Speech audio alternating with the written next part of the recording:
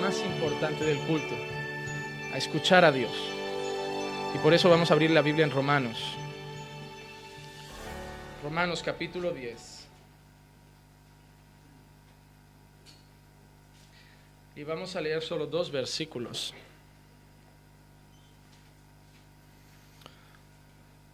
Romanos capítulo 10. Y vamos a leer versículo 14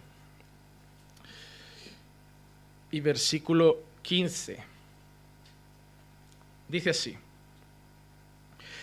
¿Cómo pues invocarán a aquel en quien no han creído? ¿Y cómo creerán en aquel de quien no han oído? ¿Y cómo irán sin haber quien les predique? ¿Y cómo predicarán si no son enviados?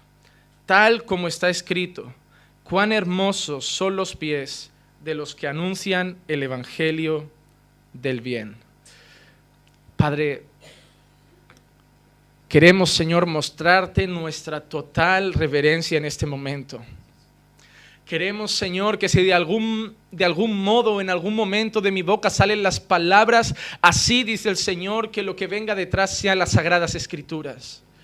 Queremos, Padre, que este culto sea dirigido por tu Santo Espíritu y que puedas obrar con poder en los corazones de los que aquí estamos, para que podamos sentir, Señor, tu presencia viva en nosotros, hablando a nuestras vidas a través de tu palabra. Padre, no me permitas hablar de mi corazón ni de mis pensamientos, sino que sea solo tu Espíritu el que hable a través de mi vida con tu pueblo. Edifica tu iglesia a través del tesoro más grandioso que tenemos en la tierra, que es tu palabra.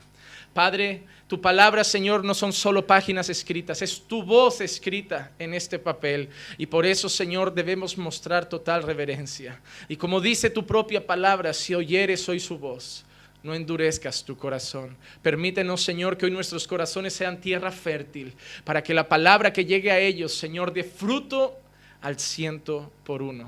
Te lo pedimos en el bendito nombre de Jesús. Amén, amén, amén.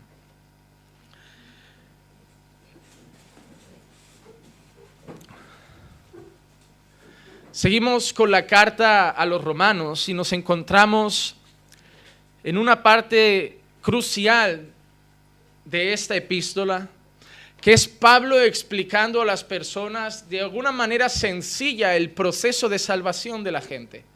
Pablo explicando a las personas cómo somos salvos, cómo la palabra de Dios produce en nosotros, a través de oírla, esa fe que necesitamos y que solo Dios nos puede dar, y así somos salvos. Pablo responde a las personas cuál es el camino a la salvación que tantas veces había sido distorcido por algunos herejes y falsos maestros de la época. Pablo está enseñando a las personas que no era por la ley, que no era por la obediencia que se adquiría la salvación, sino que, como él mismo dice en su carta a los Efesios, éramos salvos y somos salvos por gracia mediante la fe en Cristo Jesús. Vimos en la semana pasada cómo Pablo declaraba claramente que todo aquel que confesara a Jesús como Señor con su boca y creyera en su corazón que Dios lo había resucitado de los muertos sería salvo. Y eso a Pablo lo lleva a responder algunas preguntas seguidamente. Porque Pablo está diciéndole a las personas que el camino de la salvación es sencillo. Es simplemente que las personas crean en su corazón que Jesús resucitó de los muertos y que confiesen con su boca que Jesús es el Señor. Y hasta ahí el camino de la salvación parece sencillo. Pero entonces Pablo presenta un desafío, y esto no es a los incrédulos, esto es a nosotros. El desafío de los versículos 14 y 15 no es a personas que no creen en el Señor, es a creyentes. Es un desafío de Pablo para ti y para mí, hermano.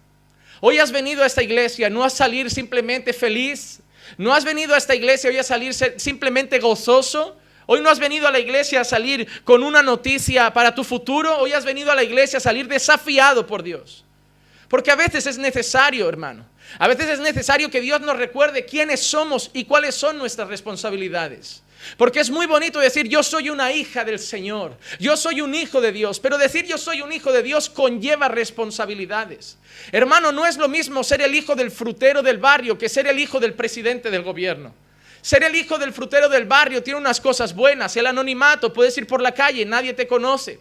Nadie te va a pedir autógrafos. Si tú haces algo bien o algo mal, tampoco es un escándalo, porque no hay paparazzis a tu alrededor observando tus pasos. Pero ser el hijo del presidente del gobierno, ser el príncipe de una nación, el hijo del propio rey de un país, conlleva otras responsabilidades. Sabes que te tienes que conducir con prudencia. Sabes que no puedes hablar de cualquier manera. Sabes que tu vida va a ser pública. Sabes que cualquier cosa que hagas va a ser motivo de ataque contra tu padre.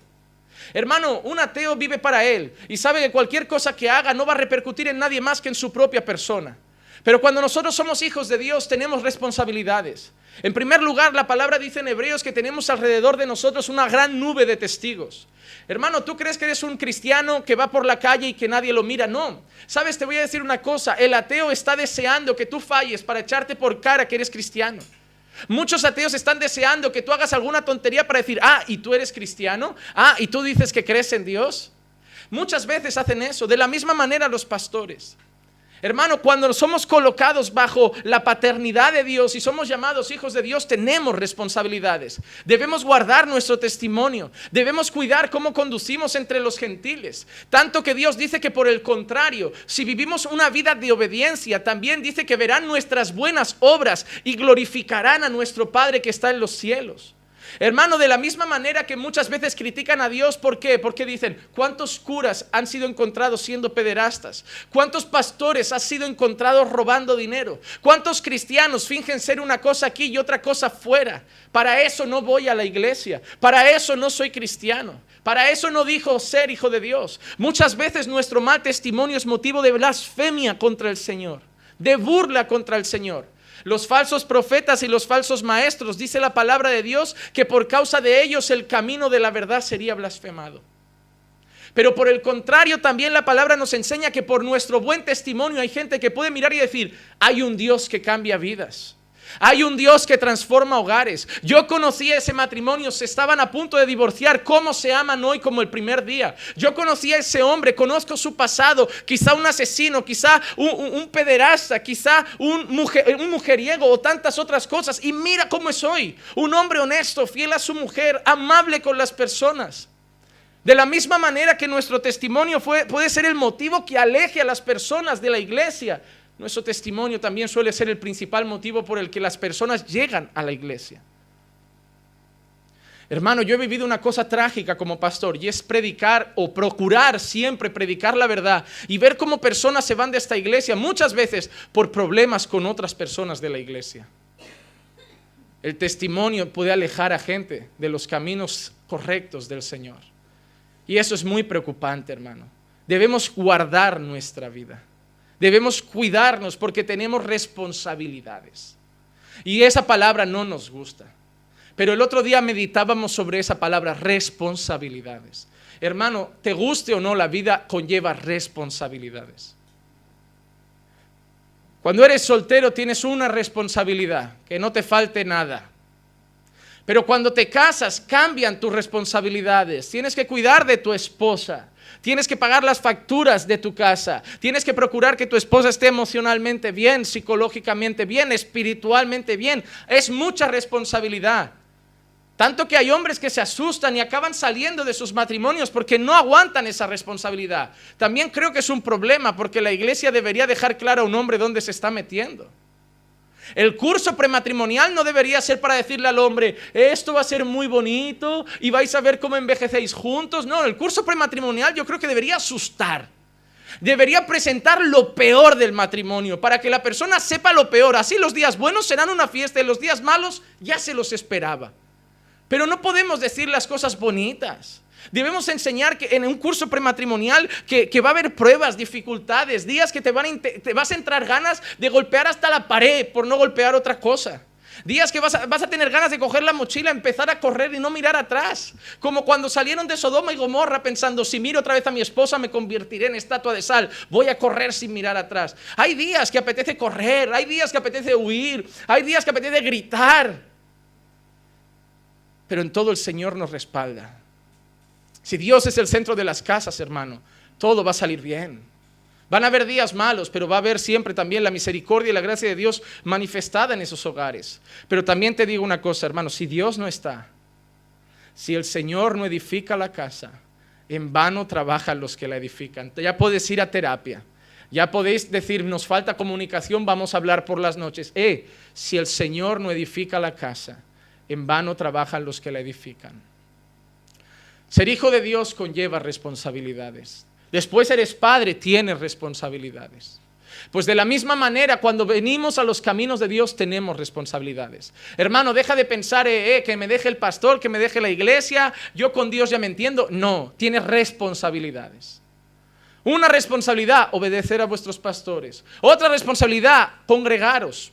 No dejando de congregar como algunos tienen por costumbre. Otra responsabilidad, amaros los unos a los otros, orar los unos por los otros, soportaos los unos a los otros, confesar los pecados los unos a los otros. Hermanos, si crees que eres cristiano y puedes vivir la vida y tu fe a tu manera, olvídate, eso no es cristianismo. Eso no es cristianismo. Ser cristiano lleva responsabilidades. Y lo que Pablo está haciendo aquí es recordarnos yo creo que las mayores, por no decir quizá la mayor responsabilidad de todo creyente. Y esto es un desafío para nosotros. Es muy probable que hoy veas esto y te sientas mal porque sentirás que no estás haciendo lo que Dios te llama a hacer. Y déjame decirte algo, que pecado no es solo no hacer lo malo, pecado también es no hacer lo bueno. La Biblia dice, el que sabe lo que es bueno y no lo hace, también es pecado. Por eso, hermanos, ahora diremos cosas que debemos saber. Y si no las estamos haciendo, también estamos pecando contra Dios. Y tenemos que cambiar esas cosas en nuestra vida. Pablo presenta 4 preguntas. Vamos a repetir las preguntas para luego analizar el texto. Dice, ¿cómo pues invocarán a aquel en quien no han creído? Primera pregunta. ¿Y cómo creerán en aquel de quien no han oído? Segunda pregunta. ¿Y cómo irán sin haber quien les predique? Tercera pregunta. ¿Y cómo predicarán sin que nadie los envíe? Cuarta pregunta. En esas 4 preguntas aparecen 5 palabras que yo quiero destacar en este día. Primera palabra, invocar. Segunda palabra, creer. Tercera palabra, oír. Cuarta palabra, predicar. Quinta palabra, enviar. Las vamos a enseñar una a una y luego les daremos la vuelta. Y verán lo interesante del sermón de este día. Primera cosa que el apóstol Pablo dice, ¿cómo invocarán a aquel en quien no han creído? Pablo acaba de decir cuál es el camino de la salvación. ¿Cuál es? Según Romanos 10:13, todo el que invoque el nombre del Señor será salvo. Hechos 2:21, y sucederá que todo aquel que invoque el nombre del Señor será salvo. Es sencillo, ¿verdad? Todo el que invoque el nombre del Señor será salvo. Hermanos, nosotros tenemos un cometido como creyentes, hacer que las personas invoquen al Señor. Invocar el nombre del Señor no es simplemente pasar un día al frente y decir, yo digo que Jesús es el Señor. No es solo eso, es una actitud de vida. Es un estilo de vida. Tus labios tienen que invocar que Jesús es el Señor, pero tu vida también tiene que mostrar e invocar que Jesús es el Señor. Tu vida tiene que mostrar que tú estás sometido al Señor. Tu vida tiene que mostrar que estás rendida al Señor. Tu vida tiene que mostrar que Jesús es el Señor, y Señor significa dueño. Amo. Ya basta de pensar, es mi vida. Yo vivo como yo quiero, yo no rindo cuentas a nadie. Déjame recordarte algo, si eres cristiano, esas frases no pueden estar en tu boca. No es tu vida, es la vida del Señor que te ha dado.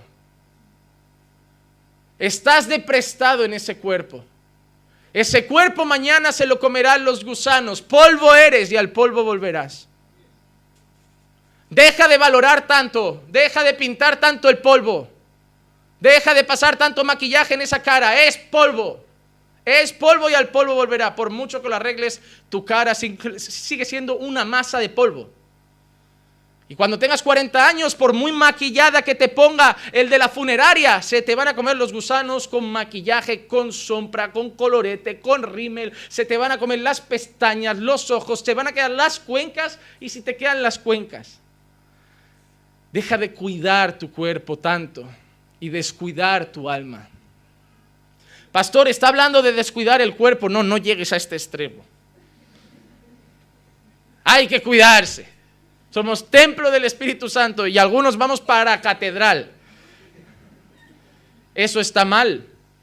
Eso está mal. ¿Sabes? Te cuento una historia. Una vez Spurgeon era un hombre que fumaba pipa. Y se encontró a un hombre y le dijo, otro teólogo muy conocido, le dijo, Spurgeon, ¿cómo puede ser que un hombre como tú, un hombre de Dios que predica tan bien y que es tan usado, fume? Lo miró y le dijo, ¿y cómo puede ser que un hombre de Dios como tú esté tan gordo? Le vino a decir, todos estamos haciendo algo mal aquí. Igual yo estoy contaminando el cuerpo de una manera, pero claramente el tuyo tampoco está muy bien cuidado. Hermano, las cosas exteriores son importantes, pero no son las principales. Hermano, ir al gimnasio 20 horas al día no muestra que eres hijo de Dios. Tus músculos no reflejan que Jesús es el Señor. Son tus actitudes, es tu comportamiento, son tus palabras, son tus gestos, es tu manera de caminar, es tu manera de tratar a tus padres, es tu manera de tratar a tus hijos, es tu manera de conducirte en la iglesia, es tu manera de tratar a tus jefes, o si eres jefe, de tratar a tus empleados, es tu manera de tratar a tus vecinos, lo que refleja que Jesús es tu Señor. Una vida que muestra a Cristo a las personas. Una vida que no solo refleja nuestras creencias con palabras, sino que la respalda con nuestras acciones. Una vida donde el testimonio de lo que somos refleja el testimonio que proclamamos. Pero tenemos un cometido como creyentes y es llevar a las personas a invocar que Jesús es el Señor. Hoy en día parece fácil, pero te tienes que situar en aquel momento. Decirle a un judío que Jesús es el Señor es muy difícil, hermano. Porque tú te lo está diciendo a alguien, se lo estás diciendo en nuestro tiempo a alguien que posiblemente no tenga creencias, no tenga ningún Señor y no rinda culto a nadie absolutamente. Entonces, que Jesús sea el Señor, pues para él es una cosa. Pero decirle a un judío que Jesús es el Señor y que lo tiene que invocar es otra cosa. Porque es reconocer que no solo el Padre es Dios, sino que el Hijo es Dios. Y que un judío llegue a decir, Jesús es el Mesías. ¿Solo el Mesías? Bueno, es el Hijo de Dios. Vale, es el Señor. Ah, ahí sí. Hermano, es otro nivel. Llegar a un judío y que reconozca que Jesús es el Mesías pasa. Pero hay muchos que lo reconocen como Mesías, pero niegan su divinidad. Y negar al Hijo es negar al Padre. Para que alguien sea salvo, no tiene que reconocer que Jesús fue un hombre que murió en la cruz. Para que alguien sea salvo, no tiene que invocar el nombre de Jesús como alguien que fue un profeta. Para que alguien sea salvo, no tiene que creer y invocar a Jesús como alguien que pagó por nuestros pecados siendo un hombre muy bueno. Para que alguien sea salvo, no tiene que invocar a Jesús como alguien que murió por nosotros siendo un mártir. Para que alguien sea salvo, tiene que invocar que Jesús es el Señor. Es el Señor. Y no es un Señor o otro Señor. Es el Señor. Es llegar a un indio y decirle, Jesús es el Señor. Ah, vale, otro Señor. Tenemos muchos. Tenemos a Shiva, No, es el Señor. Es decirle a las personas que tiren al suelo todos los altares que tengan y solo consagren su vida a un Señor, al único Dios verdadero. Hermano, Dios es celoso y no comparte su gloria con nadie. Hermano, cuando hubo un momento que Pablo llega a Grecia y se mete en un lugar donde hay un montón de altares a muchos dioses. Y había otro altar al famoso Dios desconocido. Y a ese es al que Pablo iba a predicar. Pero el fin de Pablo no es que honraran a ese Dios también. El fin de Pablo es que tiraran al suelo todos los otros altares. Hermano, en la vida del cristiano no hay lugar para un altar para María. En la vida del cristiano no hay lugar para un altar para San Pedro. En la vida del cristiano no hay lugar para un altar para San Pablo ni San Judas. En la vida del cristiano no hay lugar para un altar para Baal. En la vida del cristiano no hay lugar para un altar para Shiva. En la vida del cristiano no hay lugar para un altar para nada. Solo puede haber un altar. El altar debe ser nuestro corazón. Y ese corazón debe ser para un Señor, Jesucristo. El fin de nuestra vida debe ser llevar a que las personas invoquen a Jesús como el Señor. Y llevarles ese mensaje. Todo el que invoque que Jesús es el Señor será salvo. Punto 1. Pero Pablo dice, ¿cómo invocarán? ¿En qué? En quien no han. Para que invoquen que Jesús es el Señor, tienen que creer que Jesús es el Señor. Y eso es un problema de hoy. Muchas personas dicen algo con su boca, pero claramente no lo creen en su corazón. ¿Cuántos de aquí creen que Dios es todopoderoso? Que levanten la mano. ¿Dudan del poder de Dios? ¿Cuántos creen que Dios es todopoderoso? ¿Por qué entonces vienen sufriendo a pedir ayuda por sus problemas? No tiene sentido. Yo digo con mi boca que Dios es poderoso. No, digo con mi boca que Dios es todopoderoso, pero a la mínima angustia me alejo de la fe, corro a alguien, necesito que me socorran. Estoy manifestando con mi falta de fe algo que contradice lo que digo. Otra pregunta, ¿cuántos creen que Dios es soberano y tiene todo bajo control? ¿No? ¿Dios no es soberano? ¿Por qué a veces dicen, Señor, no sé qué pasa en mi vida, estoy preocupado por lo que va a pasar? Declaramos muchas veces con nuestras bocas algo que luego con nuestra vida no demostramos. Es muy fácil, y a eso quiero llegar a una persona abatida y decirle, Dios tiene todo bajo control. Tranquilo, que a Dios no se le escapa nada de las manos. No te aflijas porque Dios es todopoderoso y está contigo. Pero cuando el problema llama a tu puerta, es allí donde quiero ver si tienes fe. Es muy fácil repartir fe cuando yo estoy bien y el problema está delante. Pero la fe se ve cuando el problema llama a tu casa. Es muy fácil llegar a alguien que tiene cáncer y decir, ten fe. Confía en Dios. Quiero verte decir esas cosas cuando el cáncer llegue a tu vida. Es muy fácil llegar a una persona que está pasando por un apuro económico y decir, tranquilo, Dios es tu proveedor. Quiero ver que dices eso cuando tú tengas el problema económico. Es muy fácil decirle a una persona que se está rompiendo su matrimonio y decir, tranquilo, Dios es soberano y tiene todo bajo control. Quiero ver que tú dices eso cuando tu marido coge la maleta y te cambia por otro un tiempo. Es muy fácil repartir fe con la boca. Pero lo que tenemos que ver es fe manifestada.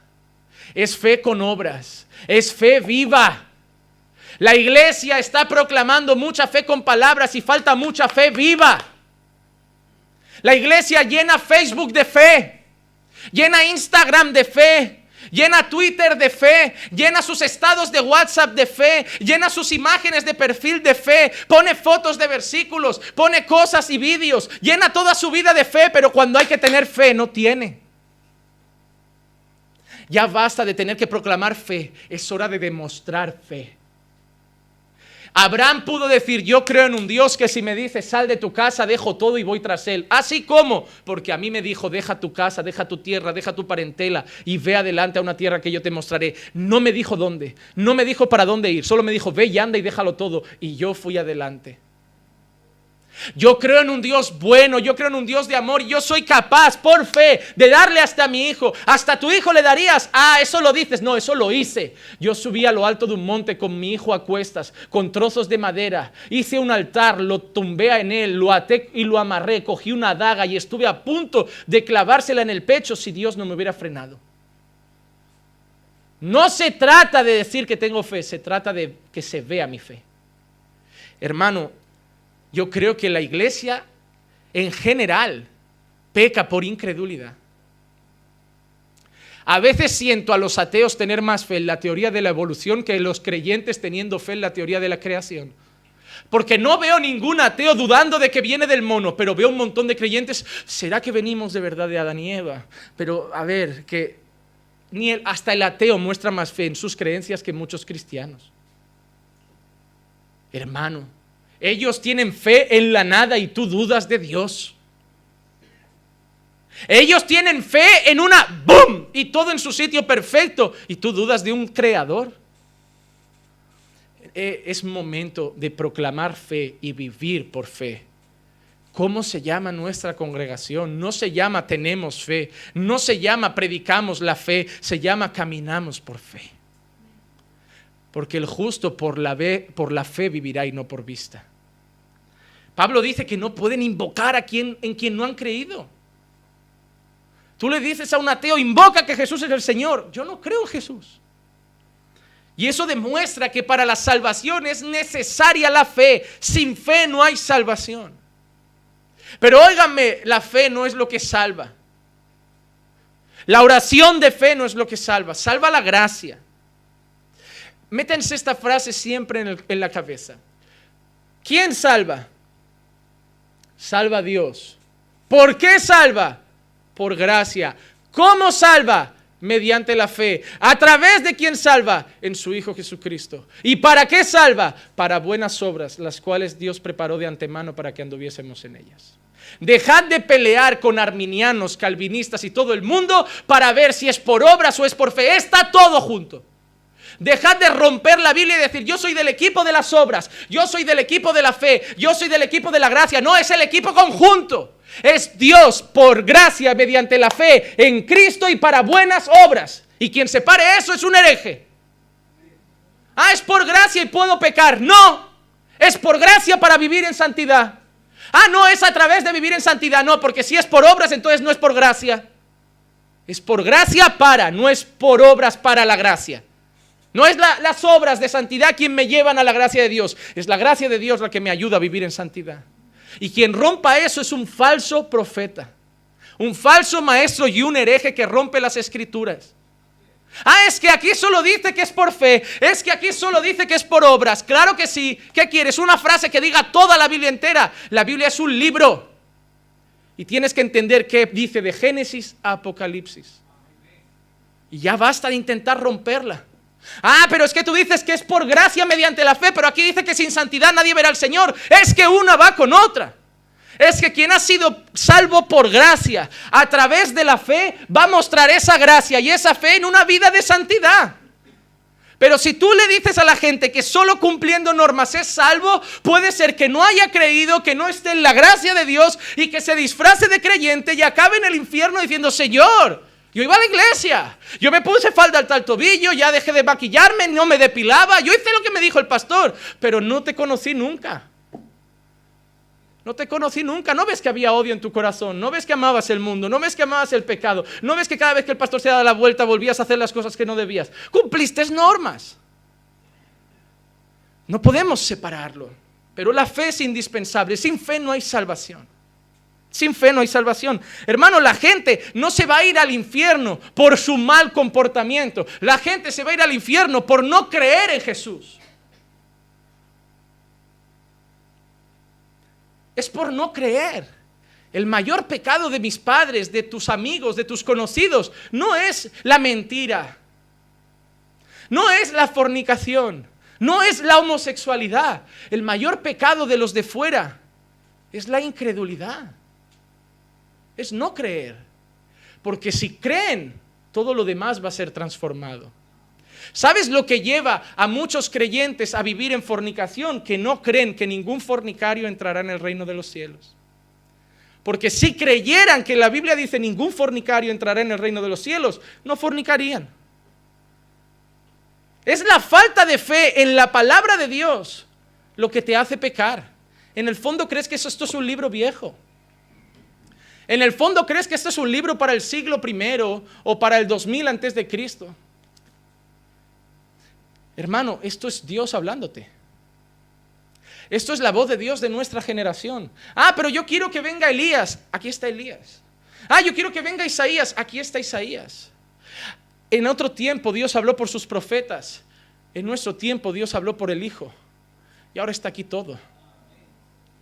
Hermano, si aquí pone orad sin cesar, no es un libro viejo que te da un consejo para que vivas una vida de oración buena. Si aquí pone orad sin cesar, es Dios que te está diciendo, ora sin cesar.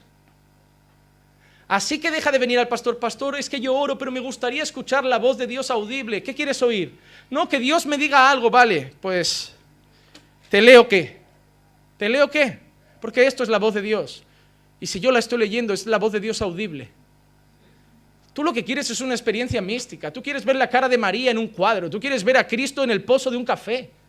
Tú quieres algo de brujería. Allá hay un chamán 2 calles más abajo que con un poco de whisky matando un gallo negro te habla.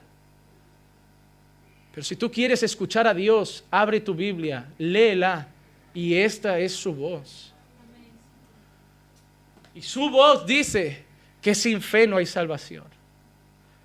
Efesios 2, 8, 9, porque por gracia habéis sido salvos por medio de la fe. Por medio de la fe. La fe es el medio para la salvación. La fe es el medio para la gracia. Y esto no es de vosotros, sino es don de Dios, no por obras, para que nadie se gloríe. ¿Sabes por qué? Porque si es por obras y buen comportamiento, tú llegarás al cielo y dirás, me lo he ganado. Soy un campeón. Mira, la mundana esa se ha quedado ahí. Mira, ya sabía yo que esta no aguantaría. Yo sí que me lo he currado. Yo sí que he ayunado. Yo sí que he orado. No como esa impía miserable. Entonces, si tú piensas así de alguien, déjame decirte algo. Ayuna lo que te dé la gana, pero yo creo que vas a arder y con gusto. Con gusto. A ti te van a echar hasta gasolina para que prendas más rápido. Porque el cumplimiento de la ley primeramente es el amor.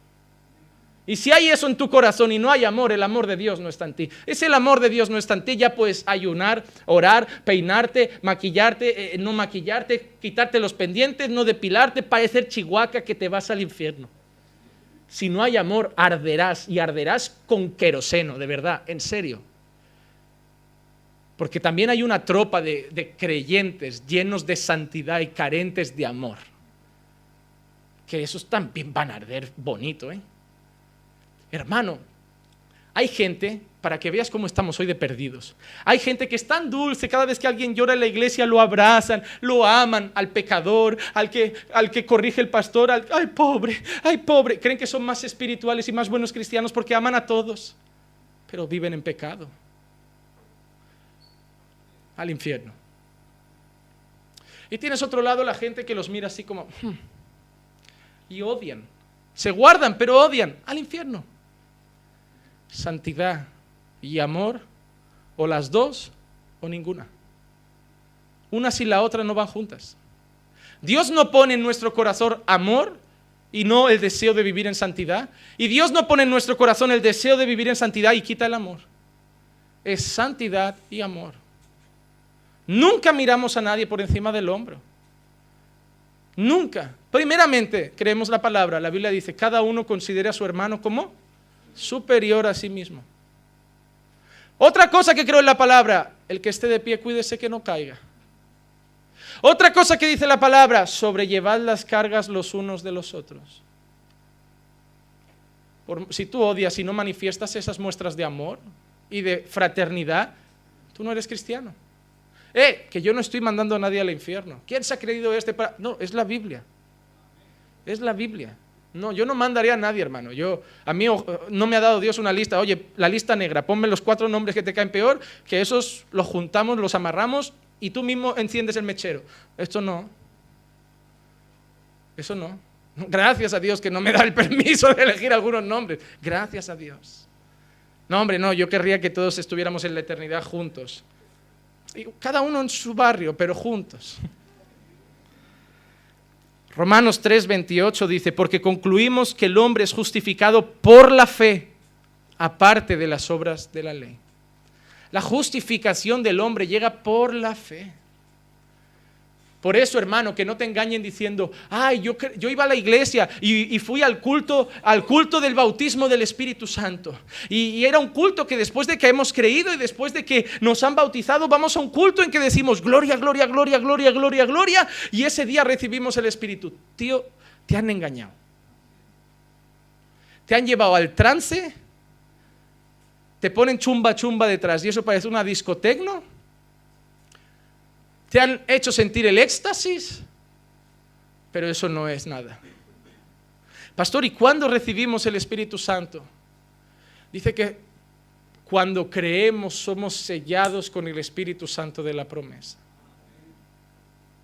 Pastor, entonces me está diciendo que solamente el día en que creí, me arrepentí de mis pecados, ¿ya el Espíritu Santo vino a morar en mí? Sí. Ya, pero no temblé. ¿Y? Ya, pero no sudé frío. Ya, pero no hable en esas lenguas extrañas. ¿Y? ¿Cómo vives ahora? Bueno, me estoy esforzando por vivir en santidad. ¿Quién crees que te lleva a eso? ¿Cómo vives ahora? No, ahora me siento mal cuando peco. ¿Quién crees que trae ese sentimiento? Tenemos un montón de gente hablando cosas raras, rodando, girando y luego habla mal de la gente. Oh, hermano, somos muy necios. La iglesia se está volviendo necia. El pueblo se sigue perdiendo por falta de conocimiento.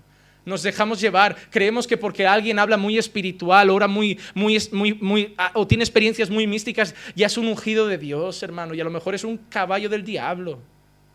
Cuidado. Cuidado. La fe lleva a una vida transformada. Hermano, no te preocupes si no hablas cosas raras en otros idiomas, o giras, o lloras escandalosamente, ay, es que esa hermana cuando ora, madre mía, es que llora, grita. No envidies esas cosas. Mira a los que temen a Dios. Mira a los que callados y en silencio viven vidas rectas de obediencia. Admira eso, honra eso. Porque eso es la verdadera fe. La verdadera manifestación del Espíritu Santo no consiste en obras superficiales, exteriores y místicas. La verdadera manifestación del Espíritu Santo en la vida del creyente reside en una vida de obediencia y en la manifestación del fruto del Espíritu: amor, gozo, paz, benignidad, mansedumbre, dominio propio. Hermano, ¿sabes cuándo va a cambiar nuestras vidas y la vida de mucha iglesia? Incluso muchos llegarán a esta iglesia y esto se llenará cada vez más. El día que mucha gente deje de oír tanto al pastor solamente y empiece a abrir un poco más su Biblia. Pero tú, aquí también. Hermano, sé como los bereanos. Ya es que tú suenas convincente, la verdad. Sí, pero yo también he hecho cursos de oratoria. Yo he sido comercial. Yo sé sonar convincente. Yo he vendido seguros. Yo sé sonar convincente. Por eso no te puedes fiar de que el pastor Juan Manuel suena convincente. Hermano, yo dudo tan poco de lo que enseño. Estoy tan seguro que intento con celo estar firme en la palabra que te hago un pedido. Cada día después del sermón, ve a casa, revisa todo con la palabra de Dios. Y si algún día está mal, no vuelvas. Pero si está bien, obedécelo. Pero consulta. Pero eso es cuestionar al pastor. Cuestióname. Pero es poner en duda a mi pastor. Usted es mi pastor, es ponme en duda. No, eso no es que no me ames. Eso es que sabes que soy un hombre y me puedo equivocar. Dejad de pensar que poner en duda al pastor es no amarlo, no respetarlo. No respetarme es hablar mal de mí a mis espaldas, es criticarme. Eso es no respetarme. Pero poner en duda mi mensaje, tú no lo estás poniendo en duda, solo estás verificando con la palabra que lo que tu pastor te está enseñando a ti y a tus hijos es palabra de Dios. Yo no me voy a enfadar, hermano. Es más, yo te animo a que lo hagas. La Biblia dice que esos hombres son más nobles. Sé noble. Estás trayendo a tu esposa a escuchar a Juan Manuel. Estás trayendo a tus hijos a escuchar a Juan Manuel. Y tú eres hombre de casa y tienes la responsabilidad de darle buen alimento a tus hijos y a tu esposa. Y saber que si van a escuchar a Juan Manuel es porque Juan Manuel está predicando la palabra. Tu hijo no elige, tu mujer te sigue. Ten cuidado. Ponedme en duda hoy. Pero decid amén cada vez que sea palabra de Dios. La tercera palabra que vemos es la palabra oír. ¿Cómo creerán en aquel de quien no han oído? Hermano, para que la fe llegue, primero tenemos que oír. Yo vengo de un país en que se nace con fe. No, hermano. Tú no naciste con fe, tú naciste con unas creencias. Tienes que entender que cuando la Biblia habla de fe en estos versículos, no se refiere a cualquier fe. El musulmán tiene fe. ¿Sí o no? Es salvo. El indio tiene fe. No hablo del indio de pluma, el que exterminaron con gusto. Hablo del hindú. El hindú tiene fe. Es salvo. Te voy a decir una cosa, hasta ateos tienen fe en otras cosas. En ovnis, en reptilianos que andan entre nosotros siendo medio lagarto, en el nuevo orden mundial. Hay gente, cada uno cree en lo que le da la gana. La cuestión no es la fe, la cuestión es el objeto de la fe. No basta con creer. Dice, ¿cómo creerán en aquel de quien no han oído? Porque la cuestión no es creer, la cuestión es creer en aquel. ¿Quién era aquel? Jesucristo. No basta tener fe, hay que tener fe en que Jesús es el Señor. Y no llega la fe si no es por oído. ¿Recuerdan cuando en Apocalipsis el Espíritu habla a las iglesias y dice, el que tiene oído, oiga lo que el Espíritu dice a la iglesia? La Biblia dice en el Salmo, si escuchas hoy su voz, no endurezcas tu corazón. Incluso llegaremos a un texto en Romanos que dice que Dios les dio oídos que no oían. Porque te dejo una cosa, escuchar escuchamos todos, pero oír no oímos todos. Hoy todos me estáis escuchando, pero pocos vais a oír a Dios en mis palabras. Hermano, la fe es un don de Dios, pero Dios ha determinado que ese don, que es la fe, venga por el oír. Pero no es el oír cualquier cosa. Romanos 10:17, así que la fe viene por el oír y el oír de la palabra de Cristo. Si usted tiene Reina Valera, pone y el oír de la palabra de Dios. Cristo es Dios. Entonces, hermanos, nosotros tenemos que llevar a las personas a invocar el nombre de Jesús como Señor. Esas personas no pueden invocar a Jesús como Señor si primero no han creído. Y esas personas no pueden creer para invocar si primero no han oído la palabra. ¿Saben dónde vamos a llegar hoy? ¿Cuál va a ser el desafío, verdad? Ya vas recordando, ¿no? El desafío que tenemos y que no estamos haciendo. Porque Pablo dice, ¿y cómo oirán sin haber quien les predique? Ahí sí que se nos cae la cara al suelo de vergüenza. Queremos que España invoque que Jesús es el Señor. Y digo España no porque desprecie otros países, porque estamos aquí como iglesia. Queremos que España crea, invoque. Queremos que España oiga el mensaje del Evangelio. Crea e invoque el nombre del Señor. Pero ¿quién se lo lleva? ¿Quién se lo lleva? Mateo capítulo 18, versículo 18 al 20. Y acercándose Jesús les habló diciendo, toda autoridad me es dada en el cielo y en la tierra. Id pues y haced discípulos de todas las naciones, bautizándolos en el nombre del Padre, del Hijo y del Espíritu Santo, enseñándoles a guardar todo lo que os he mandado. Y aquí yo estoy con vosotros todos los días hasta el fin del mundo. El último recado que Jesús nos dejó fue la gran comisión. Y la gran comisión consistía en ir y predicar a toda criatura, enseñándoles a guardar todas las cosas que Él nos había dado. Doctrina. La gente que dice yo quiero a Jesús y no quiero doctrina tiene un problema, porque Jesús dijo, dadles doctrina. Hermano, yo he escuchado personas decir, yo quiero a Jesús pero no quiero doctrina. Hermano, Jesús es doctrina. Si yo te pregunto quién es Jesús y tú me dices Jesús es el Señor, le digo, ¿tú crees que Jesús es Dios? Sí, yo creo que Jesús es Dios. Eso es doctrina. ¿Sí o no? Doctrina es una enseñanza. Y Jesús nos pidió que les ayudáramos y les enseñáramos a guardar esas cosas. Jesús pidió que hiciéramos discípulos y los discípulos se hacen enseñando doctrina. Si yo te digo que la oración es eficaz, eso es doctrina. Si yo te digo que la santidad es necesaria, eso es doctrina. Si yo te digo que la salvación eso es por gracia, eso es doctrina. Si hay algo que no puede faltar en la iglesia, es doctrina. Pero no cualquier doctrina. Hay un tiempo que dice, llegará un tiempo en que no querrán sana doctrina. Hermano, no podemos querer que la gente crea si no le predicamos. Y ahí está el desafío tuyo, hermano. Si eres un hijo de Dios, tienes que predicar el Evangelio. Dios te ha dado esa tarea. Deja de mirar al pastor, a la iglesia, a tu marido, a tu mujer y decir, ay, no sé qué quiere Dios para mi vida. Te lo digo, Dios quiere que vayas y prediques el Evangelio a toda criatura. Ah, pero usted dice que no podemos predicar en la iglesia. Tampoco quiero que evangelices aquí, te puedes salir a la calle. Que os encanta, ¿verdad? Hay un espíritu feminista tan dentro del corazón que dices, ah, pero ahora sí podemos predicar, ¿eh? Tú no tienes que ir a decirle a la gente, ¿sabes lo que pasa? Dios no prohíbe que la mujer evangelice. Dice, yo prohíbo que la mujer enseñe en la iglesia y ejerza dominio sobre el hombre. ¿Sabes por qué? Porque la posición del pastor en la iglesia es una posición de autoridad. Yo a veces te miro y te digo, ama a tu esposa, arrepiéntete de esto, haz aquello, te doy órdenes en nombre de Dios. Y si una mujer hace eso, Dios está invirtiendo el orden de la creación de autoridad, que es el hombre con la autoridad y la mujer como ayuda. Pero Dios no ha prohibido que evangelices.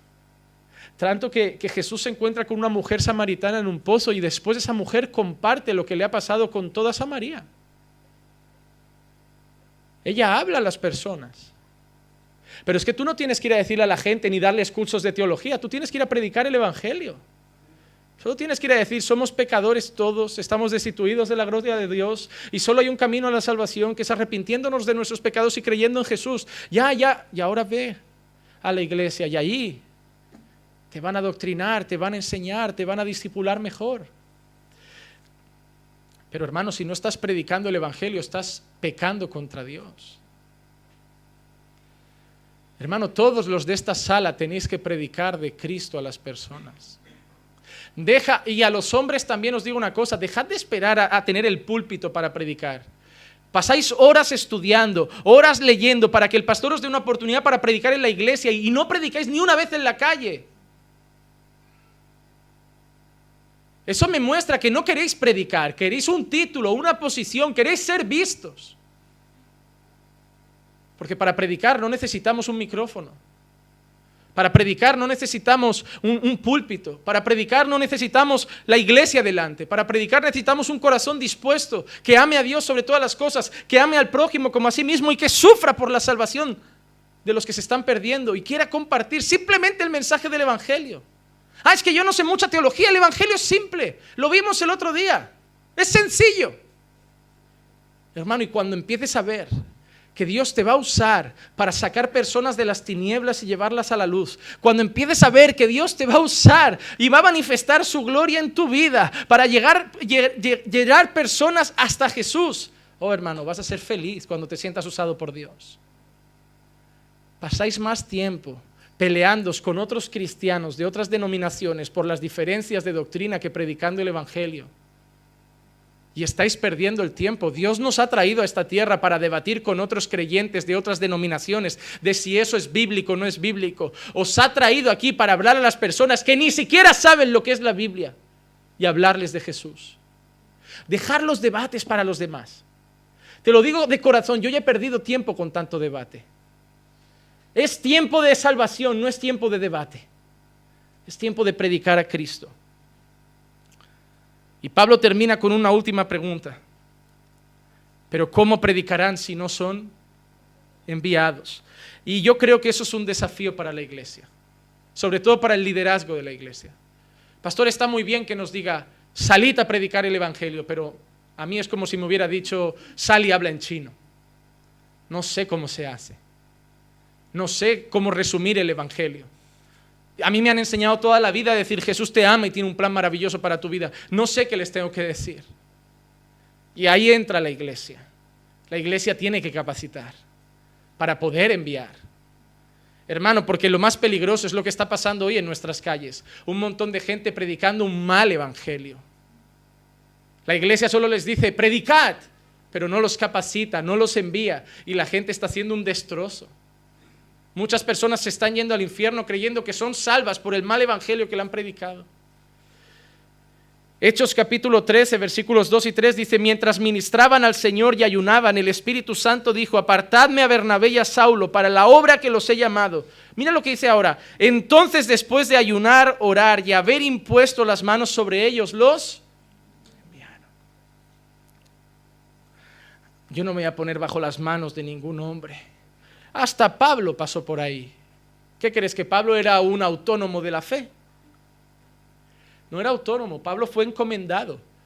Hermano, Pablo tuvo visiones que ni contó sobre el reino celestial. Y aún así pasó tiempo con los apóstoles preparándose. Y él fue enviado en el tiempo de Dios.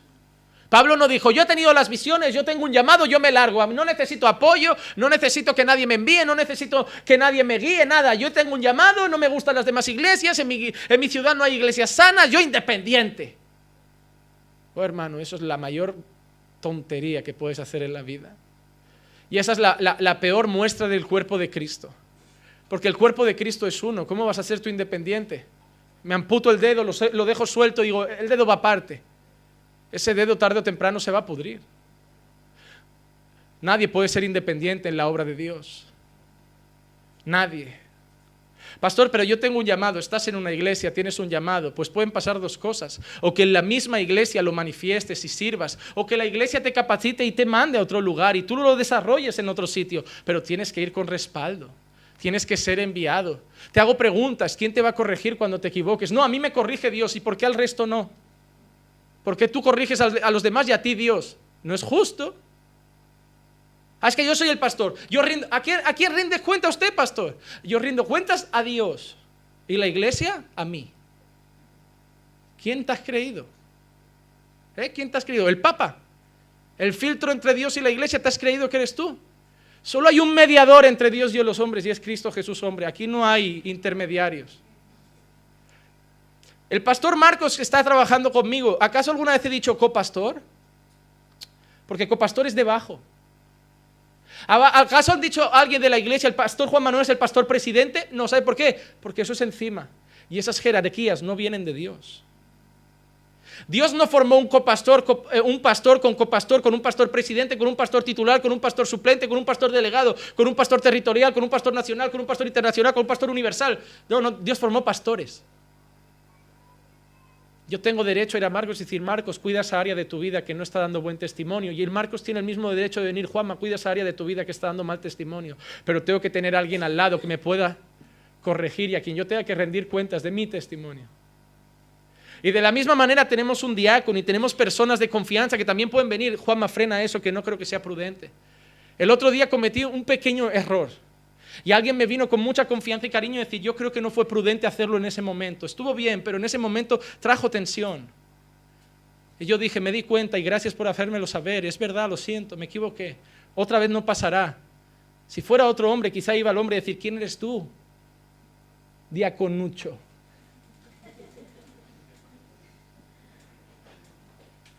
Si no hay simplicidad, si no somos personas enseñables en el púlpito, mejor dejarlo. Si creemos que estar en el púlpito nos da derecho a corregir a todos y no ser corregidos, mejor dejarlo. Porque si hay una persona que debe ser corregida es la que está aquí arriba. Porque hemos hablado de la importancia del testimonio. Si hay gente que está mirando a alguien, es a quien está aquí arriba. A su esposa, a sus hijos y a todos los de su casa. Y tiene que cuidar cada palabra que dice.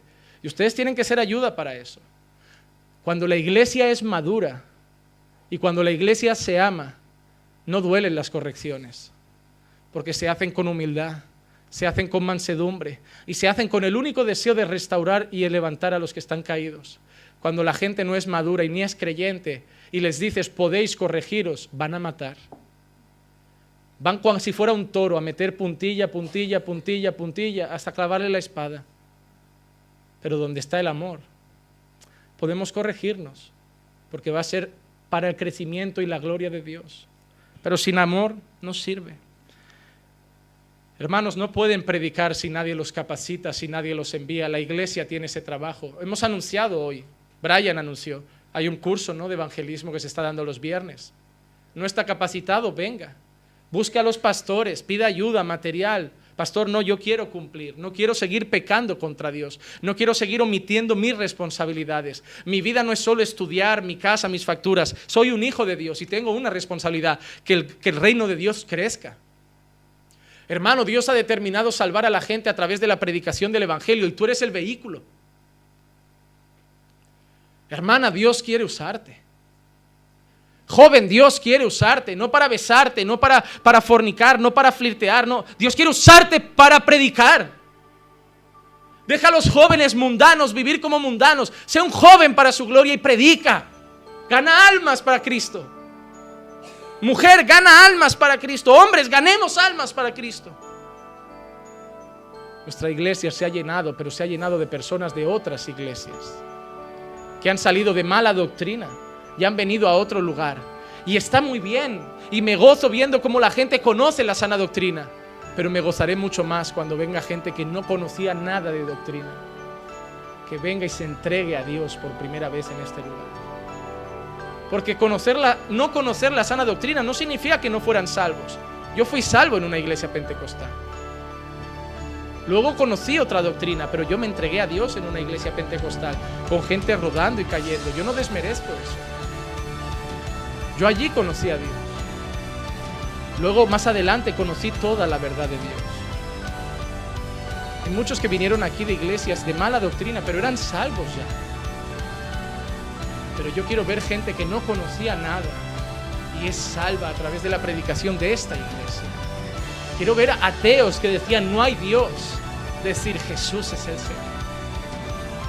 Quiero ver musulmanes que decían yo creo en Alá, decir Jesús es el Señor. Quiero ver hindús, pakistaníes, quiero ver de todas las razas y culturas, gente que adora a Buda, lo que sea, decir Jesús es el Señor. Yo quiero ver eso.